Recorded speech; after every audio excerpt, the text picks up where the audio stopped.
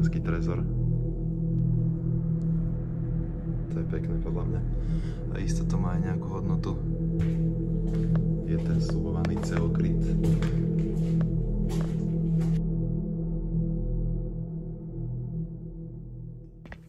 Zdravím vás ľudia, vítam vás opäť na tomto kanále. Musím byť trochu potichšie, pretože práve tu prebieha rekonštrukcia a to mi zabezpečilo sa dostať do tejto budovy. Takže práve sa nachádzam v opustenej pošte, je to v Nitre a poďme sa vlastne pozrieť, čo tu zostalo schované. Takže hneď ma tu privítal takýto velikánsky trezor. Polovica z neho je otvorená, ako môžete vidieť. Bohužiaľ nič v ňom nezostalo. Ak tu niekto pracoval, alebo vedel by teda, čo kde bolo, tak mohol by mi upresniť miesta takéto, nejaké ako vidíte teraz, že čo sa tu robilo. Horký, že slíže.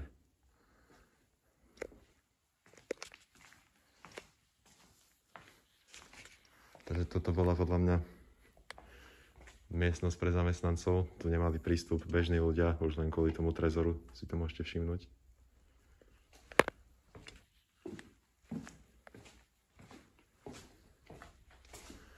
Poďme ďalej.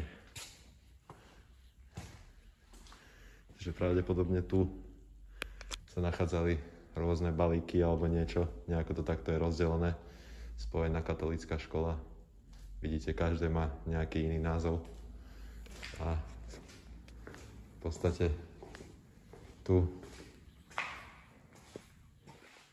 už vlastne mohli ísť aj normálni ľudia, čiže v podstate keď ste prišli na poštu, tak ste si tu jednoducho vyzdvihli balík. Tuto vidíte tie priehradky. A takto všetko.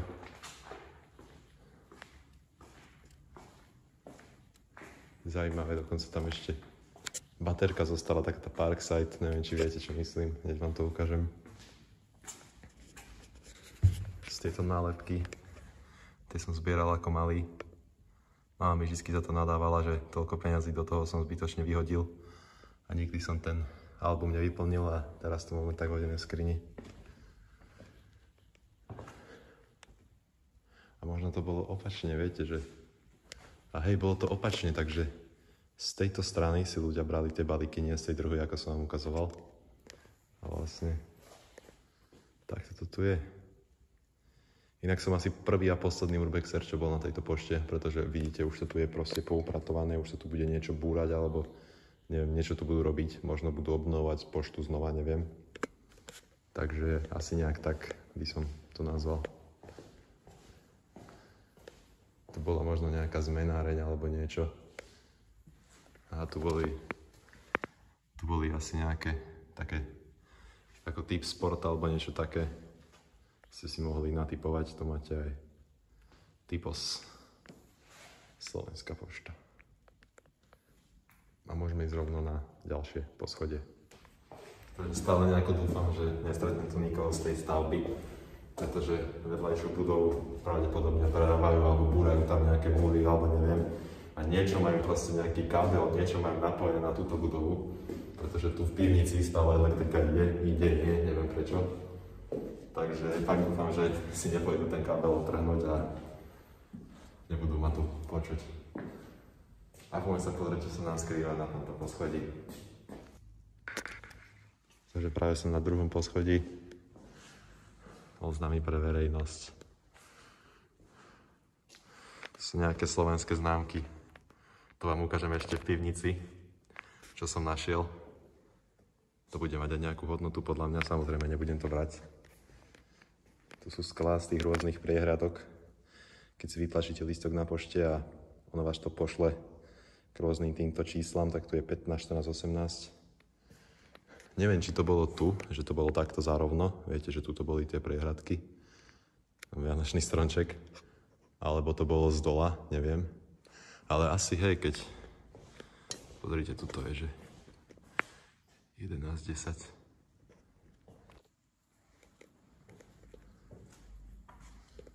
...2014. Júl. To vôbec nie je nejako staré ešte. 11 rokov opustené potom tým pádom. Alebo je to možno aj staršie a len to zabudli vymeniť, kto vie. Takže zase sa presúvam do priestorov iba pre zamestnancov a je tu tento mega obrovský trezor. Tu je nejaký zvonček, to asi zvonilo, kedy majú ísť na prestávku alebo nejaký alarm, neviem.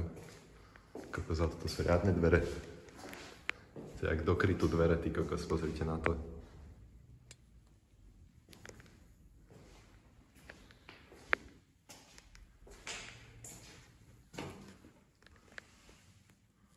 Trezory. Už nič. Nie, dokonca senzor tu je. Obal zo senzoru. Kokos, to keby sa teraz zavre, tak už ma nikto nevyťahne odtiaľto.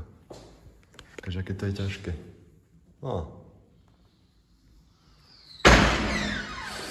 To som nechcel s tým tresknúť, ale nevadí. Poďme ďalej.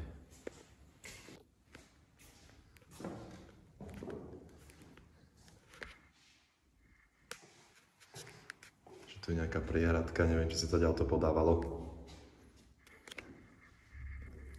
Sa nedozvieme. Hovorím, ak tu mám nejakého človeka, čo pracoval na tejto pošte, tak mi napíšte, že kde čo bolo a môžete tam dať aj označenia. Ty kokos.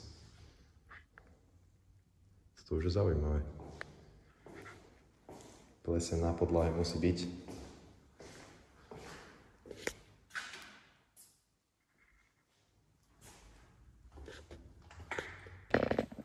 Ono, ja už som tu bol. Nepýtajte sa, prečo mám rúžovú selfie-tyčku. Ja už som tu bol a ono, táto časť, kde idem teraz, je celá vyprataná. Že už vtedy tam nič nebolo, takže to len tak v rýchlosti prebehnem. Ale ak niečo zaujímavé nájdem, tak vám to ukážem.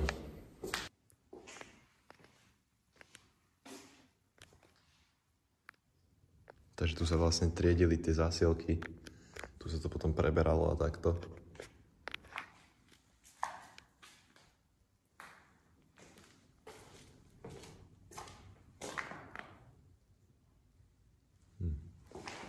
Z ktorého roku to je toto? 2020. Takže 5 rokov opustené. A toto je aká pekná karikatúra, alebo čo by to malo byť, netuším.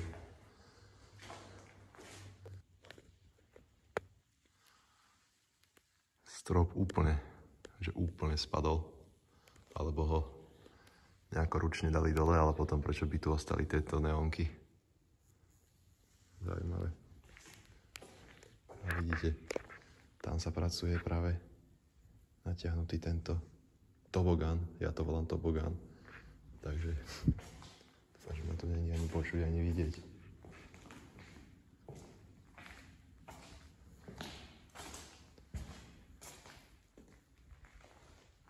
Celkom cool to vyzerá.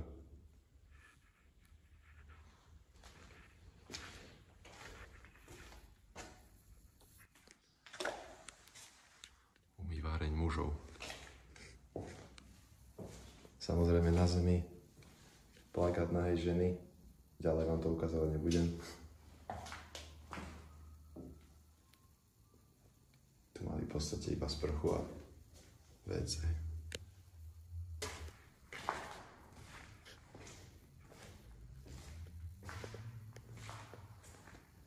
Hovorím, všetko vypratané. V podstate tu už neostalo nič, iba nejaké stolíky, ktoré nikto nepotrebuje. Šatňa žien. Kokos, ženy mali aj šatňu, muži mali iba umýváreň.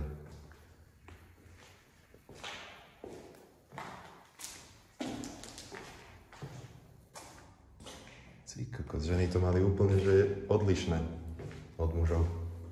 Ženy mali VIP, ženy mali dokonca 2 sprchy.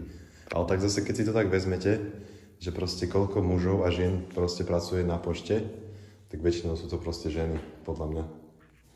Že málo kedy som videl nejakého chlapa, ktorý že by som išiel proste zaniesť nejaký balík a proste, že by mi to prevzal nejaký chlap. Vždycky to je proste žena a preto to asi aj tak to bolo.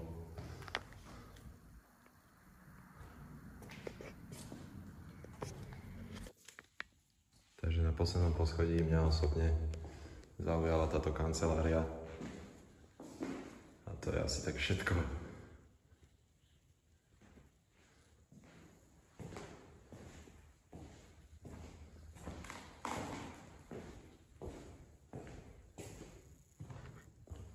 Tu sú ešte tie staré, také tie poštové tašky, také symbolické.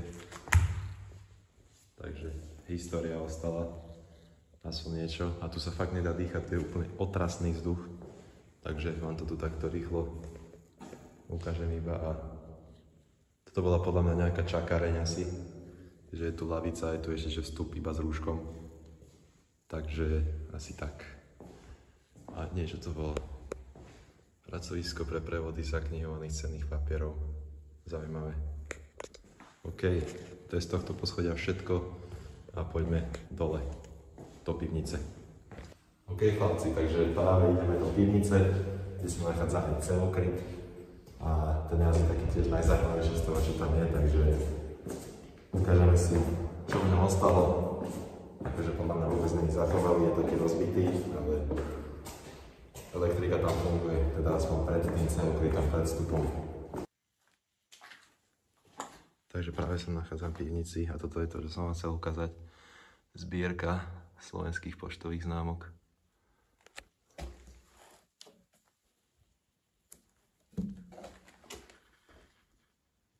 To je pekné podľa mňa. A isto to má aj nejakú hodnotu.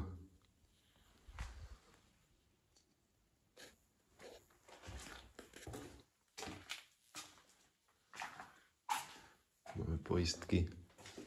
No a tu je ten sľubovaný celokryt.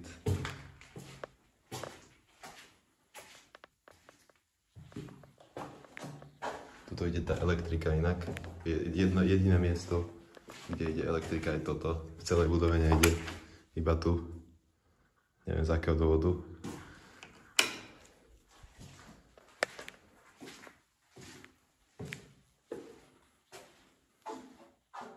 Takže z celokrytu v podstate nič nezostalo, ale je celkom veľký. A jediné, čo akože mňa veľmi zaujalo na tomto celokryte, je agregát.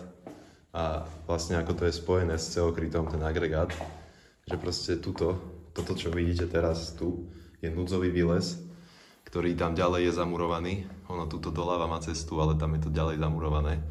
A agregát sa proste nachádza tu, ktorý je tiež spojený s takýmto, ja neviem, ako by som to nazval, týmito malými pečkami. A ideme sa pozrieť ku agregátu. Takže ešte predtým vám ukážem filtroventilačné zariadenie k tomuto celokrytu. Celkom maličké na to, aký bol tento kryt. V podstate tam už nič nie je, tam je ešte jeden núdzový výlez, ktorý je takisto zamurovaný, takže nič na tom není, ale ono, keď chcete ísť ku agregátu, tak musíte výjsť z celokrytu cez tieto dvere.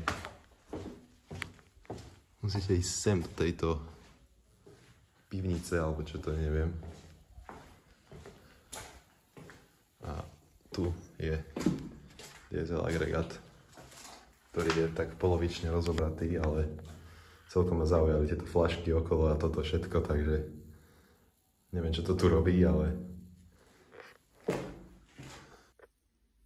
takže vlastne celá táto medená časť, ktorá sa točí, je už ukradnutá a tento diesel agregát teda už nie je kompletný.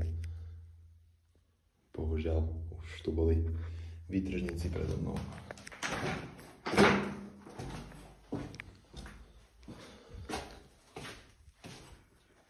Tu je, teda bola tu pravdepodobne druhá filtroventilačná stanica, ale takisto kompletne rozobratá. No a tu máme nejakú podzemnú pivničku alebo takú nejakú kanceláriu. A to je tak všetko z celého tohto objektu. Takže ľudia, ja dúfam, že sa vám videjko ľúbilo, že si užili takúto netradičnú budovu poštu, opustenú som ešte netočil, takže je to moje poprvé. A ak by ste chceli vidieť viac videí, samozrejme odber, like, komentuj, zdieľaj a vidíme sa pri ďalšom videu. Čau.